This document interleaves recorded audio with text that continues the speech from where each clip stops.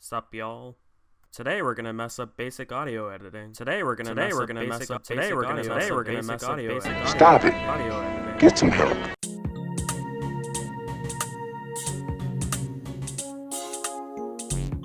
You're probably wondering, what's up with the title? Are you clickbait now? Well, today's video is going to be a little different, my fellows. Because we're going to be critiquing two different things at the same time, the 2015 horror movie The Witch and the channel Cinemasins. See, there's this YouTuber called VVitch who's been doing a series called Everything Wrong With, in which he takes a Cinemasins video, or someone who uses the Cinemasins format, and deconstructs the arguments they make, essentially critiquing the critic. I find these videos to be fascinating, because just by the nature of their format, you're using Cinemasins as a counterpoint to explain why a movie isn't as flawed as you think, turning reductive criticism into constructive criticism. So I thought I'd do a similar thing with their video on The Witch, probably one of the worst videos on their channel. It's hard to decide, there's a lot. Before we begin though, I'd like to address probably the main talking point when it comes to Cinemasins. That is, whether they are serious or satire or not, and whether or not that means they're immune to legitimate criticism. To me, the answer is that they are satirical, but not in the way that you think. Satire, in a broad Googleese sense, is a subset of literature in which something's shortcomings are held up to ridicule, usually with the intent of turning what is being criticized towards improving. Some good examples of satire include George Orwell's Animal Farm, Bret Easton Ellis's American Psycho, and Macaulay Bulgakov's The Master and Margarita. All three use real-life settings and events in a fictional context in order to critique them, so despite Cinemasins' intentions to be treated as a joke channel, like great works of satire, they're clearly trying to explain something that they have views about to the world, specifically media trends in the movie industry, which seems to be highly effective considering that they average 1.5 million views on even their lower-end videos. People want to know what they think about movies, they actively engage in their viewpoint, take it to heart. And if you don't believe me when I say that Cinemasins' critiques should be taken seriously despite them throwing in deliberately wrong sins, here's a section of their Witch video where they spell out why they don't like the movie. Seriously, this movie is filled with great scenes of drama. It's a movie about people of God asking Allah why God hates them if they love him so much. And you sense their powerlessness throughout. It may be why so many people actually like this thing, but it's so slow, and the horror is so minimal and confusing, it leaves us wanting. No sin here, the movie does get points for trying something different. Since Cinemasins does express legitimate worldview within content they purport as jokes, it should be obvious that it's acceptable to criticize how they go about it, how they unpleasantly blur the line between jokes and real criticism, which is what I'm going to be doing today. And also reviewing The Witch. There'll be spoilers abound, so please go watch it if you don't want that. It took 6 production companies to make this movie happen, which is always a good sign. Actually, it took 9 production companies and was distributed by a 10th. If you're wondering why it took so many, it's because it was an international co-production between the United States and Canada, most likely due to tax incentives. The point is, the number of production companies is not an indicator of quality. The Bye Bye Man only had 3 and look how that turned out. Also, the diagraph of VV was used before the 16th century, didn't have a space between the V's, and after the 16th century the modern W was used, and this movie is set in the 17th century. So my point is, this logo is some bullshit. Robert Eggers clarifies this in an AMA he did on Reddit. Quote, "In the period, you see a lot of period sources with VV instead of W, but I have only seen it on larger type sizes, like the equivalent of 36 to 72 points. Basically, if you didn't have a W, ran out of Ws, broke your W, didn't want to buy bigger Ws, you could use 2 Vs. The double Vs are not close together because the letter block was fixed for the correct kerning. I thought it looked transportive and exotic, so I used it. Here's a witch pamphlet with this double V." End quote. That pamphlet came from 1643, the same century that this movie is set in. The fact that Cinemasins opens with this "ooh, I'm smarter than you because I googled witch" thing does not bode well. He had well over 5 months to make sure this criticism was correct, but he decided not to do the research. What went we out into this wilderness to find? Discount the Crucible. The Crucible is about the Salem witch trials and explores how destructive the concept of a witch hunt is. The Witch is about how destructive this era of religion is and how following it to a T like the family does only leads to ruin. Similar themes of corruption via religion, but wildly different in execution. And yeah, I know that was supposed to be a joke, but it was lazy and surface level. I know we're going for an early colonist look for the costuming, but there's an 87% chance that beanie came from American Apparel. The costumes in the film were designed by Linda Muir, who did a very interesting interview about the process of assembling all the fabrics needed to create period-accurate clothing. A lot of thought went to the design in order to convey information without having to say it directly. For example, pink, often signifying carefree youth, seemed to collide nicely with Thomasin's story arc. Thomasin in pink offset by the white of her coif and shift, and brown linen of her apron, which linked Thomasin back to both Catherine and William. And of course, under certain circumstances, pink can mature into red. So no, they didn't just buy a beanie from American Apparel. William and his family are banished from the plantation because of something Jesus things. William is a hardcore religious fundamentalist, and thus views basically everyone around him as not following the word of God. This relates into his character arc, which is pretty explicitly explained. Must you continue to dishonor the laws of the Commonwealth and the Church with your prideful conceit? Oh my God. I am false. I am infected with the filth of pride. They're banished because William refused to let go of his pride, not something Jesus things. Even if you're trying a subversive take on horror, make sure to include those discordant violins and children singing, or you'll be laughed out of the theater. The instrument that you're hearing is a nickel harpa, a Swedish instrument that's been around since at least 1350. Also used in the score is a waterphone, a relatively new instrument developed by Richard Waters in the late 60s. The intention was to combine an interesting old instrument with an interesting new instrument, which is a bit more complicated than the implied scary violins cliche. As for the children singing, they were following along with what Catherine was doing.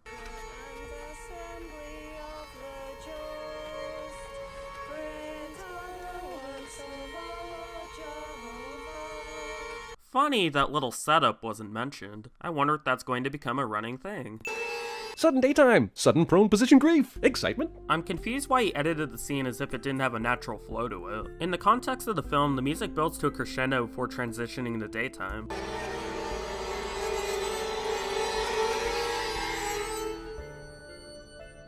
Also, William was not grieving in the prone position. He was lying prostrate before God and praying, which is to show his unworthiness to God and the need for his mercy. A good way of subtly implying that them leaving the plantation was a bad idea. Not only did the family decide to rapidly rebuild their living space, they also had time to grow farm animals and a pet. This is pretty obviously telling you that quite a while has passed since the cut to black, hence why Catherine has a baby that was nowhere to be seen earlier.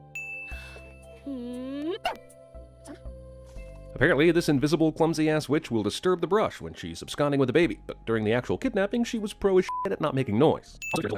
Stop it. Even if the witch had the ability to turn invisible, which I doubt she does, it would not make her intangible to things like bushes. Besides, the whole scene is running on rule of scary. We don't know exactly what Thomason saw running into the brush. Maybe the witch turned into a wolf as a disguise, who knows? Suddenly, this witch is visible again, and running with normal human speed. This tells me already that nobody knows what this witch can and can't do. That's the point. Also, I guess she's slathering baby guts on her naked body so that she'll be young again? I wouldn't know, since I can't see shit in this scene and I'm vaguely aroused. She's using the baby's guts so she has the ability to fly, hence why she lathers both herself and her stick and, you know, starts flying. It's left up to you to determine the connection between the baby and flying, which was clearly too much for Cinemasins. Movie asks me to watch a baby murder and an old, naked, bloody woman do witchy shit to herself in the course of 2 minutes, and I am 2 minutes past saying, F you, movie. Brother looking down his sister's shirt, that's a sinning. That's the point. Thomasin is really just mildly stirring in her sleep, but Caleb wakes her all the way up, just to tell her to go back to sleep. There's a bit more to it than that. Thomasin wakes up visibly disturbed about something, and in the quiet you can hear Catherine crying, allowing you to make the connection that Thomasin isn't sleeping well because of the suffering her mother is going through. Caleb's just trying to comfort her. Movie utterly delights in telling me nothing. I can hear the director now. It'll be just like The Revenant, only with more corn and less bear rapes. The only reason you're getting nothing from the film is because you're not paying attention. The movie is assuming that you're smart enough to understand things without the use of explicit dialogue. For someone who recommends everyone watches The Shining and Alien to understand horror, you sure aren't practicing what you preach. 'Tis no ease to rise on a grey day. I've got the volume on this turned up to Michael Bay levels, and it's still hard to hear these people. Plus, they're speaking in that early colonial dialect. I mean, trying to understand words in this movie is difficult. I find it hilarious that they're complaining about not being able to understand the dialogue when they always embed subtitles into their videos. Why doesn't he just turn on subtitles if he's having trouble? The movie's a period piece, it's not a sin for it to be using an accurate dialect. I may have no idea what's going on, but this movie's pilgrim hats are on point. You mean pilgrim hat. Singular. There's only one in this clip, and the other hat is the one you complained about earlier. Also, wait, why did you add a sin if you like William's hat? That doesn't make any sense. Serious question. Is all this movie has to offer a bunch of creepy soundtrack shit set to glacial zoom shots of nature? Boy, these complaints are getting repetitive, aren't they? I love thee marvellous well. This dialogue is unintelligible, so I'm going to assume it's the type of dialogue that makes this... I'm pretty sure that's racist, if I'm hearing these demon children correctly. Too bad you cut the shot of Black Phillip running away from them, establishing immediately that they're saying his name and not a racial slur. Gotta add in those recurring jokes. 21 minutes in, Why and these other than complaints? I know they're poor and everything, but he doesn't have one change of clothes. Yes. Also, somebody has to chop wood in a horror movie cliche. William chopping wood is symbolic of the feelings that he keeps hidden inside, including his feelings of pride, the frustration he has for his family, and the general guilt of sin he feels constantly due to his religious beliefs. This is reinforced later on by Thomasin directly calling him out in his admittance of pride taking place while he's chopping wood. You cannot bring the crops to yield. You cannot hunt. Is that truth enough? Enough. Thou canst do nothing save cut wood. Like, having a cliche in a film is not inherently a bad thing. Heck, most genres are built on them. It's how the cliche is being used that matters, not the cliche itself. But sure, wood chopping cliche, ding. How thou could lose me father's silver wine cup in this hovel, I cannot know. Heaven to peace, child. We interrupt this horror movie to bring you a wacky sitcom misunderstanding. Actually, this little exchange reveals Catherine's attitude towards Thomasin due to her losing the baby. Notably, Cinemasins cut out a line so they can have this joke. Did a wolf vanish out too? What's the point of the demon bunny? Hares are associated with witchcraft and are a metaphor for female power. More specifically, they can act as either familiars or as things for witches to transform into. In the context of that scene, I think the intention was to draw a further link between Thomasin's internal conflict about her family and religion with the power of the witch attacking them, something that was done previously of Thomasin confessing her sins and Samuel being taken. If hares represent female power, then Thomasin seeing the hair but not having it do anything to her could be considered a visual indicator of what she really wants. I mean, take a look at the timing of the scene and you'll see what I mean. We'll have a fast day, but for our sins.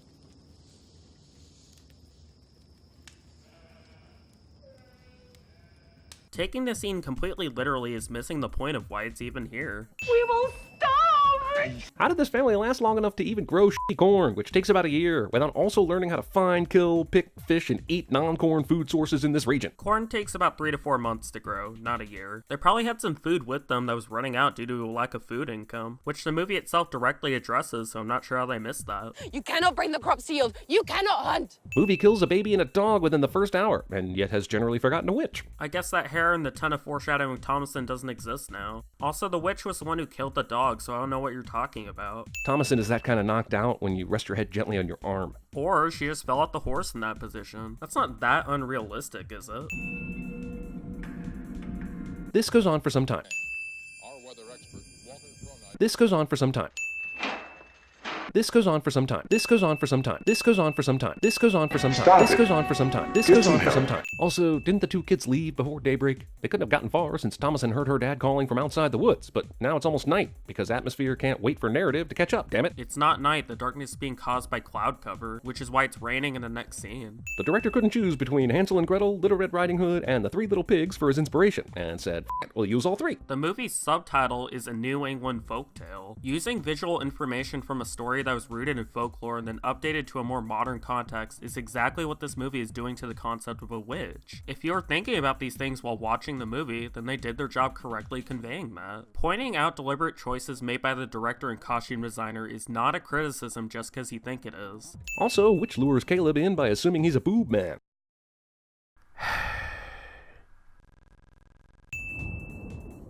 During one of this movie's many black screen moments, we hear a thunderstorm, because who needs to foreshadow with restraint? I like how the first time he's noticed any form of foreshadowing is when it's the most explicit version possible, and yet he still criticizes the movie for it. Good stuff. I'll set off at first light. I'll not return till I've found him. The moon is bright. The rain bothers me not. So is William going now or in the morning? And even if the rain doesn't bother him, it would make Caleb almost impossible to track. Maybe you're confused because you cut out the part of the scene between these lines where they discuss how foolish it is for William to be leaving right now. What likely should have left this morning? You have no gun, William. No, not even a dog. Be not a fool. I am a fool to go. There is none will help this family. The point is that William has too much pride to accept the circumstance, which is consistent with his character. Also, how can there be both a bright moon and rain? Probably means the clouds aren't covering the moon. Do you not know how weather works? Why the f*** did the witch put Caleb here? Rule is scary, same as Samuel disappearing. Having Caleb just sort of be there is a lot more surprising than them finding him dead or something. And that'll teach you to stare at cleavage, young man. Oh, those are actual boobs. Oh, there's more.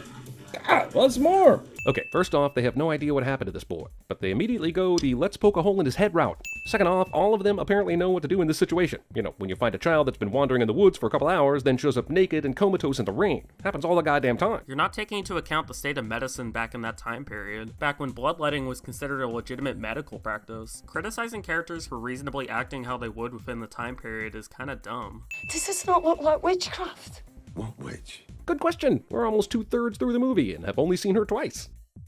Boy, these complaints are And I was so ravished with his love towards me. I thought it far exceeded the affection of the kindest husband. What a great scene this is. If they put it in any other movie not called The Witch, I might really enjoy it. The movie's central theme is about religion, be it religious corruption, fear of the unknown, divine retribution, and what it means to be loved or not loved by God. It's like Cinemasins keeps expecting it to turn into what he thought in his head the movie would be, instead of understanding what it actually is. A great scene is a great scene, regardless of the name of the movie. The director said, let's have him puke up an apple, because that is weird and impossible and creepy, and even though there's only 40 minutes left, I really don't know what I'm doing, and so I'm leaning more toward dissonant scares than actual plot resolution. I don't think any director on the planet would say that. Also, let's have your character vomit an apple representing Adam's original sin. That'll make you look like even more of an asshole. This running joke sure doesn't make sense when you try to force it into contexts that have nothing to do with it.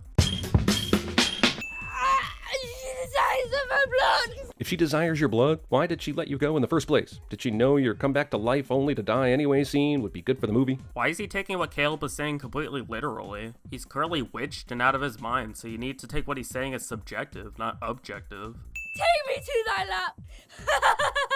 Witch decides to be an evil prankster and give Caleb enough life to give this family hope, and then kills him. It's pretty disturbing, honestly. I want to remove a sin for it, but I'm so confused that I'm adding one. How is that confusing? You just explained to both yourself and the audience what the witch did. If you meant confused in the context of why did the witch do this, maybe it's because she's a witch. I don't know, just a hunch. I saw the serpent in my son. You stop their prayers. They lie!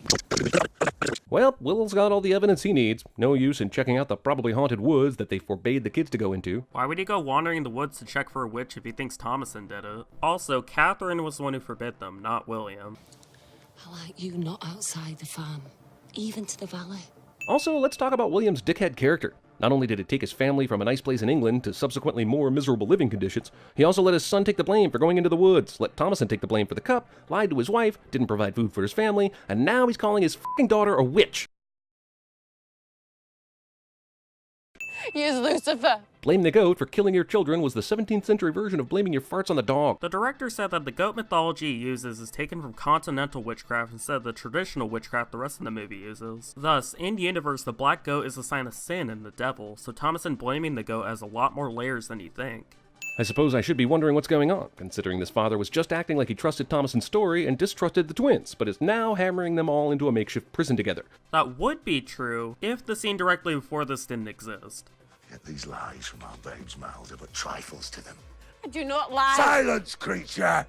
Boy, isn't manipulative editing fun? No, it isn't. But really, I'm mostly wondering how this asshole has to use the butt end of an axe as a hammer. Does he not have a hammer? And he has no hammer. The barn is right next to where he chops wood, so he probably just grabbed whatever was closest. He's not exactly in a rational state of mind, hence why he's boarding up his kids in a barn. Wait, the kids get punished, but Black Phillip is still alive? Even before they find out he's the devil, that goat's a total asshole. The goat's done nothing the entire movie other than be unruly in one scene. I don't see how that constitutes being an asshole. Okay, I know they're both distracted by the dead animals, but did William seriously not hear or see Black Phillip coming at him? And if not, could Thomason not give him a f***ing heads up? Black Phillip was probably out of sight from both of them, which is why neither of those things happened. Apparently all characters in a movie need to be omniscient gods and react exactly like Cinemasins expects them to. Overzealous murder goat earns a 15-yard penalty for unsportsmanlike conduct after this taunting dance.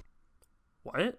How ironic. He died in the wood he loved so much. That's not what's ironic about this scene. Heck, that wasn't even irony. What's ironic is he died due to his sins despite confessing them earlier. Like I said, the wood is a visual metaphor for his feelings and sins, so he's literally being buried by them. The witch was pretty full from all the animals in the barn, so she must have wrapped up the twins real nice in a doggy bag. Or she ate them, which is what that earlier scene was implying.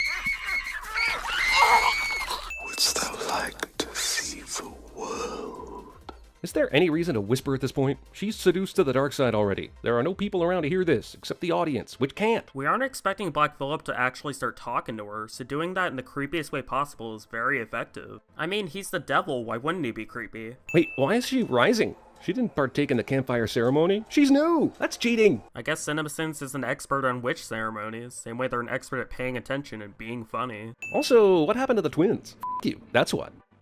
F this movie in the ear! Jesus, I haven't seen a film so muddled and pointless get so much attention since One Night in Paris. Way to end your quote-unquote review with a rather immature comment. I don't usually use the term "you didn't get it" to denounce somebody's argument, but yeah, I'm using it.